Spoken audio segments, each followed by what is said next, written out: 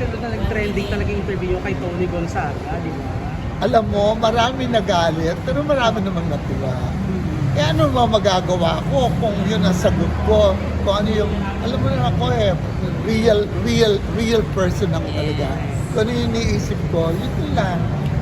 Hindi ko man, I mean, wala akong ina-expect na magre-react ng gano'n. Kasi nga, akala ko, they will understand me, they will respect my opinion.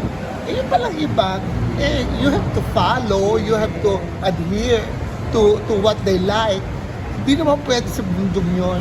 At saka alam mo mga batin, kanya-kanya lamang tayo ng henerasyon. Eh ako, old school, sila mga woke. Hindi tayo pare-pareho, kaya sorry na lamang. Pero kung magalit kayo sa akin, okay lang yun. Mas maganda nga, nagalit kayo, nag-trending tuloy. But still, I love you. Pero ano yung message niyo sa mga LGBTQ members na nagalit sa inyo?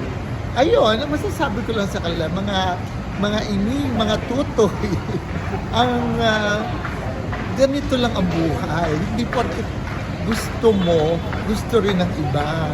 Kanya-kanya tayo you know, we were born differently. Tapos, kaya kung ano man yung nasa isip ko, huwag mo nang isipin na hindi na nasa isip ko. Sa katotohanan. Oo, magpakatotoo. Ngayon, that's the katotohanan. Kung gusto mong magpakasal kayo, go ahead. Go ahead. Gagawa ko pa kayo ng wedding gown. Pero at saka, doon sa Sochville, honestly, hindi ko na subaybayan ng Sochville Pero syempre may kaunting alam ako. Kung may Sochville man or meron, kung wala, okay lang sa akin yun. Kasi, nung araw, during my days, alam naman ko 70 sa bakla ako.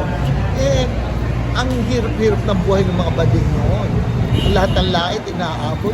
Ngayon nga, napakaswerte na ninyo Lahat na kahit anong gawin sa kalye, kahit anong sabihin ninyo, okay lang, tanggap na ng tao yan. Hindi na kayo nahihirapan katulad ng pagkahirap sa amin ng araw. Kaya, go ahead kung ano yung gusto niyo. Pero ako, maligaya na ako sa nangyayari sa buhay ko. Kung umangat yung Sochville, so be it. Kung hindi, okay lang. Walang samaan ng loob. Pero do you support po Sochville na maipasa? Ako, kung tatanungin ako, kung ko sa Sochville, okay lang sa akin. Wala naman problema yun. Pero yung to go out of my way para na makapag-balitaktakan, makapag-away ko sa Sochville.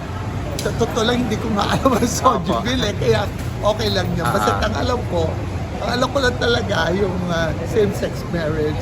Yun ang isa sa mga sabi ko hindi ko magagawa sa buhay ko.